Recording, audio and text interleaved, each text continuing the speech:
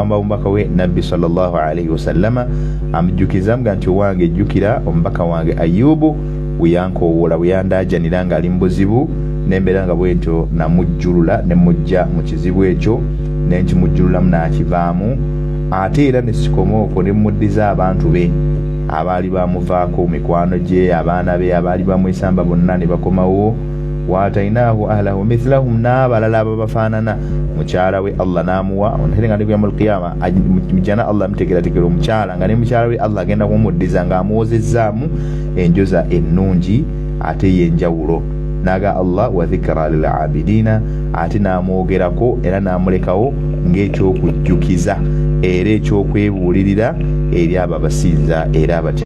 Tulaba butya Allah subhanahu wa ta'ala bwe yawa obugumiikiriza mu bannabbi be n'abawaata okumujjukira ne mu kiseera eky'obuzibu abasinga obujje tutalina akazibu kakugwako oyagala oddukire wamutuula ku ngo oyagala oddukire wamutuula ku mmamba munkokoteggwamu buloolo asingayo okukulagula byonna oddaawo n'obuzaabuzi bwe n'abantu ab'enjawulo abagenda okujja ku mulamwa okakkana ng'osinkane Allah subhanahu wa ta'ala monnange ng'ate embeera oba oliawo yakwononekedde dda ng'olimu abo abagenda okubonereza wala qaddara Allah tusaba Allah tutaase. N'olwekyo tukomye wali nga mukyala wa Ayubu alayhi salam shaytaani nayo egenze gyali neemukemereza mugambye nti munange bbaawo oyo ndaba mutuufu nga obulwadde butebuwona buyitiridde butute ebbanga ddene naye fa in arada an yabra'a genda gyali wanaaba yagadde okubanga awona falyakhudh babatan akwate enswera bw'anaagikwata falyadhbahu bi ismi sanamin bw'agikwata ayogere erinnya lyerimu ku masanamu sigenda gye gali wabula ayogere bwogezi erinnya lya sanamu bi ismi al-aliha oba bi ismi al-ilahu man hubal bi ismi al-ilah lata bi ismi al-ilahi kadha wa kadha ng'amasanamu ago gali mbawarabu. N'olwekyo ayogere erinnya ly'essanamu akaswera akaakatte ajja kubanga awona. Ebyo shaytaani ebituma mukyala wa Yakubu kubanga jjukira nakugamba mu bigambo ebyakulembera nti Ayubu alayhi salamu yayogera ebigambo n'agamba nti Allah subhanahu wa ta'ala nkwebaza okukino kyontuusizzaako mukama wange kubanga byompadde byonna ggwe wabimpa era ggwe obinkuumidde n'akaseera bwe katuusaako okubitwalira ggwe obinzigyeko naye mu butuufu ompewudde omutima gwange ne gubeera nga kati ekibadde kyawula wakati wange naawe mutuufu kivuddewo kati saawa zino omutima gwange mutebenkevu mu kubanga gusinzira mukama waago Allah. Naye law ya'lamu aduwwi ma a'taytani singa omulabe wange agezaako n'amanya kyompadde ekyokwengera okuba nti ongezesezza wano mukungezesa okwo nga n'ebirungi ate byontegekedde enfofoolo nga Allah bw'abyogedde mu aya yalibadde ankwatirwa ensaalwa kati ennono y'ensaalwa shaytaani oluvannyuma ate gye yakola eri nabiyullahi Ayyubu alayhi salaam yamusindikiranga abantu ab'enjawulo ng'ejja neekema abantu ab'enjawulo nebasindika nabbi awa Allah asobole okubuulira ku oyo omuntu asobola okujja gy'oli naye nga shaytaani yemutumye emuwadde endowooza emukemereza ajje naawe akubuze osobole okutambula ku ebyo Allah by'atayagala. N'olwekyo esindise kati mukyala we nemugamba agenda omugambe akwateyo akaswera ku bw'aba akakutte akatte ng'amaze okwogera erinnya lyagamu ku masanamu agasinzibwa ajja kuwona n'olwekyo bw'atyo omukyala naye bw'atyo n'atambula bukolokolo najja eri nabiyullahi Yakubu alayhi salam n'amugamba ebigambo ebyo faqalat dhalika li Ayyub n'agenda bigamba bba Ayyub faqala reaction ya Ayyub yeno gye yagamba qad ataka al-khabithu nkakasa nti naawe omubi azze gy'oli lillahi alayya in bari'tu an ajlidaki 100 jalda. Awo Ayyubu yanyiiga nnyo n'atuuka n'okugamba mukyala we neeyamye ku lwa Allah yetema nadhiri naga neeyamye eri Allah subhanahu wa ta'ala in bari'tu bwe nnaabanga mponye an ajlidaki 100 jalda ngenda kukuba emiggo 100. Oyo nabbi wa Allah emugana okusinzira ku byondeetedde ngenda kukuba embooko 100 singa mpona. fakharajat tas'a alayhi n'afuluma omukyala teyalikiraawo yasigala agenda mu maaso okubeera nga anoonya ekinaababezaawo nebba. fahadira anha rizq naye ate munnange oluvannyuma lwa hadithe ya shaitaani okubanga yamutuukako najja aleetera bba ebigambo shaitaani bye yamugamba bba naye yamukubanga ajja kutuusa ku mukyala oyo obulabe okumubba embooko 10 ng'awonye. Omukyala n'atalikaayo kugenda kubanga munnange anoonya, naye Allah riziki n'agikwatamu. Omukyala n'agenda nga buli wagenda takyafuna. Fahadhira anha riziki n'emubula. Faja'alat la ta'ati ahli baitin fayuridunaha. Buli lwe yagendanga omukyala ng'alina bagenza okusaba omulimu babemuwa omulimu munnange tebakkirizanga nga bagaana. Falamma ishtadda alaiha dhalika wa khafat ala Ayyubi al-ju'a, embeera bwe yamuyitirirako omukyala ate ng'akimanyi ewaka alinayo bba mulwadde teyeesobola, embeera gy'alimu si nnungi, n'amutirirako okuba nti ajja kufa enjala. Omukyala bw'atya embeera ng'emuyitiriddeko takyafuna, takyalina kaafuna, ate enjala munne muluma. N'agamba faqarrarat, omukyala n'amalirira n'akola bino wammanga. Allahu akbar. Omukyala n'amalirira n'akola bino wammanga, agamba nti halaqat min sha'riha qarnan fabaa'atuhu min sabiyati min banati al-ashrafi. Omukyala yamalirira edda munnange baagulanga enviiri nga nammwe bwe mugula bino bya artificial hairs abakyala abasiraamu n'abatali mbeewaza okubeera nga mugula ebintu by'emirambo. Omukyala yatandika okubanga bw'ati asala ku nviiri ze. Mukyala wa Ayyubu alayhi salaam yabikula akakaaya ke n'ajja asala ekituttwa mu nviiri ze, n'asalako enviiri n'azitwala n'azitunda n'aziguza omu ku b'ebitiibwa abaali bamanyikiddwa. Omuwala yali amanyikiddwa mu bawala ab'abantu ab'ebitiibwa nga kitaawe amanyikiddwa ba prominent ng'omuwala ugenda mwana wa minisita oba omwana wa kabaka, muwala wa kabaka oba ani obaani. Omukyala n'agenda atunda enviiri ze, yeekwata n'asalako enviiri ekituttwa n'akigenda akitunza n'akiguza omuwala oyo. Fa'atuuha ta'aman tayyiban, ne bamuwa emmere ennungi. Kitwale nti abadde ali akawunga ne bamuwa amatooke, ne bamuwa obummonde, ne bamuwa omuceere, ne bamuwa emmere kathiira nga nnyingi. Fa'atat bihi Ayyuba, omukyala n'asitula bw'ati emmere gye baamuwa n'ajja naye eri bba Ayyubu. Falamma ra'aahu ankara wa qaala, naye Ayyubu bwe yalaba omukyala ng'aleese emmere yasooka n'agitamwa era n'agaana okugirya. Faqala min aina laki hadha, emmere eno ogijjeewa? Abuuza mukyala we Ayyubu, emmere ono ogijjeewa? Qaala, mukyala kyava mugamba, amiltu li unasin, nina abantu bengenze nenkolera. Fa'atuni, ne bampa, ne bafuna akantu ke bampa.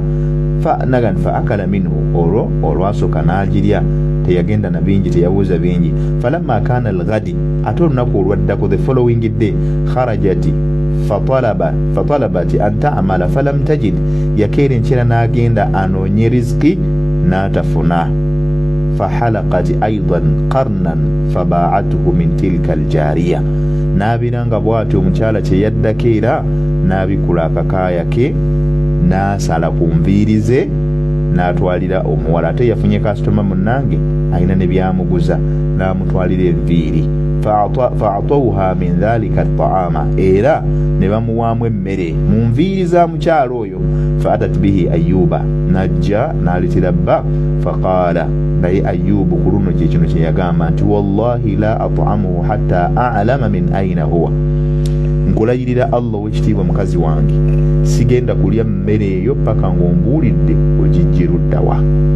Fawada'at khimaaraha, omukyala kye yakola kwe kubikula akakaaya ke ku mutwe. Falamma ra'a ra'saha mahluqan jaza'an shadida, Ayyubu alayhi salaam bw'amala okulaba mukyala we nga enviiri alina bigooli, yagenda okumutula mu kakaaya mu mutwe nga kigooli kyalina, n'anakuwala deep sorrow, yafuna okunakuwala okuyitiridde.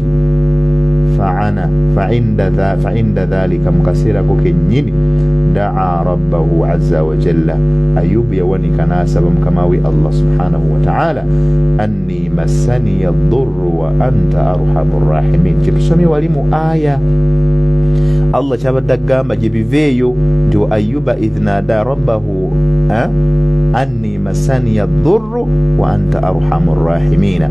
Wano Allah kiwe awe nyini oluvanyuma lw'okulaba mukyala we nga munnange kati atandise kubanga ate yeesalako byakwewunda bya mubiri gwe bwe binaggwawo enviri bwe zinaggwawo atazzeeko ki.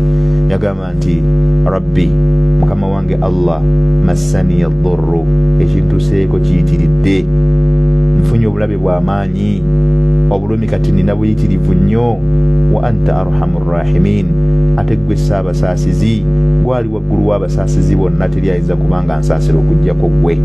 Qala ibn abi hatim yayogera nti haddathani abi aga kitaawe yamunyumiza haddathana Musa ibn Ismail nti Musa ibn Ismail yabagamba ebigambo bino wa haddatha Humad nga babaja nti haddathana Humad yabanyumiza haddathana Abu Imran al-Jawni yabayumiza ebigambo bino Abi Imran al-Jawni an-Nawfal aw an-Nawfi aw an-Nufi al-Bakali Nufi al-Bakali yanyumya ebigambo bino anna ash-shaytana alladhi araja fi Ayyub kana yuqalu lahu shaytani yali yakema eyagenda okubanga bwetereeta okuba ntereeta ebikema eri nabiyullahi Ayyub yali yayitibwa Sawdi.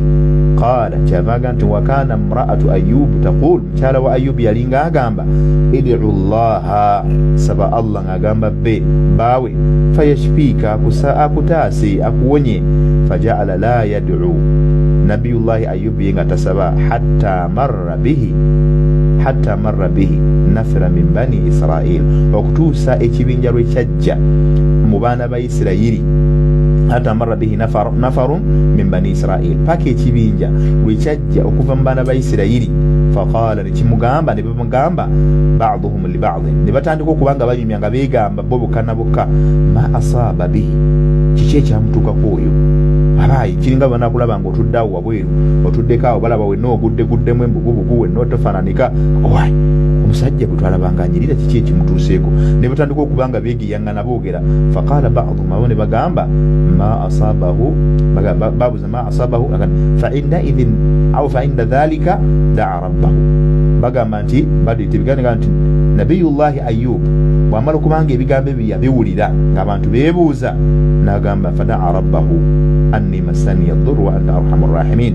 Abaleta ebigambo ebyenjawulo aga nti awo yasabira edduwa yegamba nti rabbi masani yadurru wa anta arhamur rahimin. Ebigambo ebirala ne bijja wadunga nti hadathana abi taata wange yanyumiza era hadathana Abu Salama yemye ebigambo bino ng'agamba nti hadathana Jarir ibn Hatim an Abdullah ibn Ubayd ibn Umayr qala li Ayyub kana li Ayyub alayhi salam akhawani nabiyullahi Ayyub yali ayina abooluganda babiri abasajja fajaa yawman ne bajja gyali olunaku olumu falam yastati'a an yadnu minhu naye bwe bajja tebasobola kumusemberera lwaki kubanga yali awunya twakyogedde ng'alabika bubi nga gwali ennyama oyinza n'okusesema nga gwali oyinza n'okubanga bwoti emmeme ekudda rihehi olw'okuwunya faqama min ba'idi ne bayimira nga beesudde akabanga faqala ahaduhuma li akhari ne batandika okuweerezeganya omu n'agamba munne law kana Allahu alima min Ayyubi khayran mabtalaahu bihadha singa ddala mutuufu Allah yali amanyi akalungi konna akali mu Ayyub mutuufu teyalikoze eki teyalimugezesezza ekitegeeza nti balabanga nti Ayyubu teyali mulungi in opposite way nti Ayyubu Allah singa ali musajja mulungi Allah yali batamugesa kutuuka awo fajaza Ayyubu min qawlihima Ayyubu n'anakuwala mu kigambo kye baayogera jaza'an lam yajzu' min shay'in qattu olunakuwala lwatanakuwala mu byonna bye tuyiseemu gye tuvudde okutuuka wano wetuli faqala Allahumma awo wenyini weyasabira edduwa Allahumma mukama wange Allah in kunta ta'lamu anni lam abit laylatan qattu shaba'an bw'obanga okimanyi mukama wange nti waliwo n'olunaku n'olumu lwonna lwe nali nneebase nga nzikuse wa ana a'lamu makaana jaa'i'in ng'ate mmanyi ekifo kyonna eky'omuntu omuyala fasaddiqni nkusaba Allah nkakasa ensonga eyo fasadaqa min as-samaa'i wa huma yasma'ani Allah n'aleeta eddoboozi okuva waggulu nga nabana abaliwo bawulira aboogedde ekigambo ekyo nga Allah subhanahu wa ta'ala akakasa nabbi we ensonga eyo. Thumma qala, naddamu n'ayogera Ayyub, Allahumma, mukama wange Allah, in kunta ta'lamu anni lam yakun li qamisan qat, bw'obanga okimanyi mukama wange nti sibangako na saati yonna, wa ana a'lamu makana aarin, nga mmanyi omuntu yenna waali nga tayambadde anoonya kyakwambala, fasaddiqni, kusaba onkakasa ensonga eyo mukama wange. Fasadaqa min as-samaa'i wa huma yasma'ani, Allah nassa eddoboozi okuva mu ggulu nga na bano bawulira bakabyogera. Naddamu Ayyubu faqala Allahumma, mukama wange Allah, bi'izzatika, kulw'ekitiibwa kyo, thumma kharra sajidan, kulw'ekitiibwa kyo mukama wange Allah, oluvannyuma n'akka wansi n'abeera nga bw'atyo yavunnama. Thumma qala, n'agamba ebigambo bino wammanga, Allahumma bi'izzatika, mukama wange kulw'ekitiibwa kyo, la arfa'u ra'si, sigenda kusitula mutwe gwange kugujja wansi abadan, wadde omulundi n'ogumu, hatta takshifa anni, okutuusa nga ontaasiza n'onzijako ekizibu kyendimu. Fama rafa'a ra'sahu hatta kashafa anhu, teyajja wansi mutwe gwe okutuusa nga Allah tabarakahu wa ta'ala amutaasiza ekizibu ekyo. Kkiriza ku lw'obudde ekyafaayo tujja kukimalayo ate insha Allah ku lwejjuma olujja nga tulaba Nabiyullahi Yaqub, naye ebyokunyiga bingi bye tuyigamu awo, obugumiikiriza bwonna bw'olabye n'embeera yonna Nabiyullahi Yaqub Ayub gyayiseemu, gwoyizeemu ki kyafaayo nga tetunaba kukimalayo, bingi bye tuyize. Kale n'olwekyo kkiriza ogenda kuyita ku nnamba zaffe eza bulijjo ezimanyikiddwa mu ddakiika zaffe zino ntono 15, obeeko ne kyogamba biidhinillah, nga naawe ate nze bwennyongera okukubiriza gwe ayagala okusoma Al-Hadiya Islamic Education Center wali, ayagala okusoma idadi, ayagala okusoma thanawi, ayagala okusoma primary 7, ayagala okusoma Qur'ani, ayagala okusoma olulimi Oluwarabu, bwepo naawe ayagala okuyiga olulimi Oluzungu, tweyune biidhinillah osobole okumanga osoma biidhinillahi tabaraka wa ta'ala. Na sinaba kukuwa ennamba zaffe zojja okuyitako eza bulijjo tezaawukana, nkusaba ojja kubanga bw'otyo oziyitako insha Allah, osobole okubanga ate oba oli awo ofuna era oyongera okumanya ate ebisingako ku ebyo bye tutegedde olunaku olwaleero. Ojja kuyita ku nnamba zaffe gwagenda okuba amasimu, ojja kuyita ku 0763816386 ne ku 0708 93 008 42. Kale ali ku simu gwe njagala okufuna. Halo ye Assalamu alaikum wa rahmatullahi wa barakatuh. Wa alaikum assalam wa rahmatullahi wa barakatuh. Ana Abdallah Kasole Gaishayo. Tusanyusa okuwuliza ssebo. Yes, sebo ndisaidiza wanozana. Masha Allah. Nsebo tusima nnyo musomo ngwagala nnyo musomo ku Nabbi Yobo. Masha Allah. Onkolere ddala kubagumba amaanyi. Naam. Seka tukwebaza nnyo Abdallah Kasole Gaishayo. Barakallahu fikum. Barakallah. Naam. Kale aliko omulala nawe tusobola okuba nga tukufuna.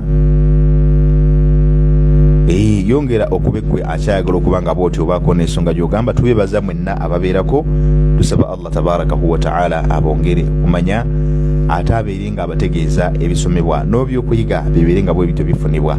Yongera oyite ku nnamba zetukuwadde wammanga ku 0708930842. Aliko naam. Yes please. Sebo. Sebo genda maaso. Nsanyusa okuwuliriza ssebo. Weebala okuwuliriza ssebo. Genda maaso. Yongera oddemu oyiteko ku 078. Yongera oddemu oyite ku nnamba zaffe ku 078. Aliko 078 0708 9308 ana,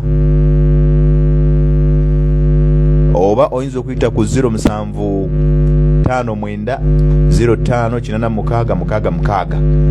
Nayo bwetyo osobola okuyita ku line eyo 0759 058666 ne ku 0787 11 insha Allah. Ezo namba nazo bwoba oziyiseeko butereevu ojja kubanga ate otufuna. Njogera okutegeeza gwe we nakyagenda mu maaso n'okubanga ate owuliriza nga nkutegeeza nga mpisaawo kano nga ate naawe ayagala okuba ku nkyobuuza omulyango mugule kaseera kana akadakiika kagenda okubanga bugatukamalirizaayo insha Allah ku namba zaffe zenkusomedde waggulawo ku 0759 058666 ne ku 0787 biidhinillah. Nyongera okutegeeza gwe wenna ampuliriza omulungi ali eyo nga osobola okubeera nga bwotyo osomesa oba oyagala okuyingira osomesa naddala ku saidi ey'eddiini theology biidhinillahi tabarakahu wa ta'ala. Sheikhs and Teachers Forum organization ndi omu ku bammemba baayo era coordinators tubayita mmwe mwenna abagala okubanga bwe mutyo musoma insha Allah mutwegatteko mubeere nga mukugulwa okubanga bwe mutyo musobola okugenda musomesa mu masomero ag'eddiini ate nga tusobola n'okufunira omulimu biidhinillahi tabarakahu wa ta'ala. Jangu otwegatteko, jangu otuyungeko nnaku lwa Monday tugenda okubanga tutandika okubanga tusomesa insha Allah. Ali ku simu oyo njagala okubanga ate nkufuna. Halo sebo, nsanyusa okuwuliza sebo.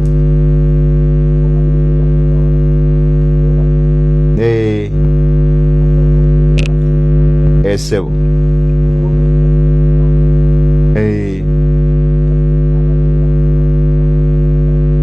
masha Allah se obeere nga naawe otambula naffe nga tugenda kutambulira ku mutendera gwa nassare biidhinillah. Gwe we nayagala ogya tactics ez'okusomesa nassare y'eddiini biidhinillah tabarakahu wa ta'ala. Bwepone primary lower primary tambudde naye nga akaseera ko kakyaliwo gwe ayagala okuba nga atotwegattako oba alinako kyogamba enamba 0787 oba ku 07 okuyiga okusomesa okufuna tactics z'okusomesa obanga oli mu field nga togimanyi bulungi nga oyagala okuyiga tactics ezisomesa nursery theology ey'eddiini theology ow'eddiini oba mu nursery lower primary upper primary programs initiated weziri jangu bwotyo obeere nga wewandiisa ku Monday insha Allah tuggulawo officially jangu bwotyo ku Sheikhs and Teachers Forum program bwetyo twagitandise ate era tukufunira n'emirimu biidhinillah kuba tulina connection n'amasomero ag'enjawulo ate era tukubiriza abamasomero abagala okubanga mufuna abasomesa human resource insha Allah ku saidi y'eddiini wepone ku saidi ey'oluzungu era webali sobola okubanga bwotyo kubanga tugatta abasomesa bonna. We are joining the working community together to ease the work. Tugezaako okulaba nga tugatta wamu community y'abakozi tusobola okubanga twanguyira okufuna abakozi oba oli awo atabali professional biidhinillahi tabarakahu wa ta'ala. So tukusaba gwe wenna munnaffe ali eyo oba alina bbaluwa ya sabia shahada ya sabia ng'ogirina ng'oyagala okubanga ate weeyongerako oba oyagala kusomesa jangu tukukugule tukuwe certificate ate era n'omulimu insha Allah tusobola okubanga tukufunira n'ovaawo nga ogenda kufuna omulimu okuwa sente ennungi ku certificate gy'olina. Katufuna ali ku ssemu asembayo insha Allah ate tubeere nga tuggalawo program. Aliko Waalaikum salam wa rahmatullahi wa barakatuh. Webala okuwuliriza esebo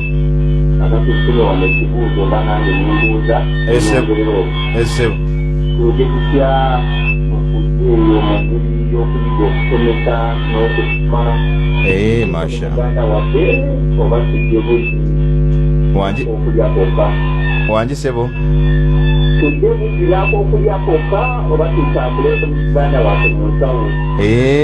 okusoma insha Allah okumanya ebisingawo biidhinillah. Enamba z'essimu zogenda okuwandika. Waalaikum salaam wa rahmatullah. Barakallahu fikum. Kibuuzo kirungi gwe wenna anayagala okubanga wegatta ku programu eno kati zino nkuwa namba kwate kalamu obeere ng'oziwandiika butereevu wenviira ku mpewo insha Allah. Tujja kubanga enamba zo tuzirisiivinga biidhinillahi tabarakahu wa ta'ala.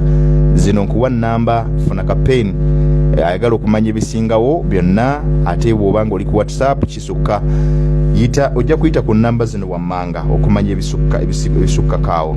Ojja kuyita ku 0772 eyo ya MTN 0772 8 mu 6 16 8 mu 7 eyo ya MTN, eyo ya MTN. So nga ate era ojja kuyita ku 0703 eyo ya Airtel 0703 33 7 9 8. Bw'oba tosobodde era osobola okuyita ku 0708 09 1822. Ezo ze namba bw'obanga munnange oziyiseeko ogenda kubanga omanya ebisingawo. So nga ate bw'oba oyise ku WhatsApp butereevu era ojja kubanga ofuna details ez'enjawulo ezisokusobola okubanga bwete ate zikunnyonnyola ensonga eyo osobola okubanga ate ogikkaanya era ogitegeere bulungi insha Allah. Nzikuddiramu ennamba omulundi ogusembayo gwe wenayagala okumanya program ey'okuyigya abasomesa okwongera okubatumbula mu by'okusomesa ku saidi ya theology n'okwongera okubanga ate tubanoonyeza emirimu. Ojja kuyita ku 0772 8 mu 6 16 87 ne ku 0703 33 79 98 netusembyayo 0708 09 18 22. Ebyo nno bw'onaabanga obimaliriza, bw'onaabanga ozifunye namba nga bw'ozifunye, ojja kuyita ku WhatsApp osobole okubanga ate omanya ebisingakaawo insha Allah. Barakallahu fikum jazakumullahu khaira. Kensemberayo ddala bwe kubeera nga mbatumira mwenna ababaddeko n'abawuliriza n'abagala okufollowinga programu eno mugende ku YouTube channel yaffe nabagambye eya Islamic oba Inheritance in Uganda ojja kubanga ogifuna, oba Islamic Inheritance Consultancy in Uganda. Barakallahu fikum jazakumullahu khaira. Wassalamu alaikum wa rahmatullahi wa barakatuh. Tusinkane olunaku olwokutaano olujja ku ssaawa zezimu paka ssaawa zino ez'olunaku olwaleero.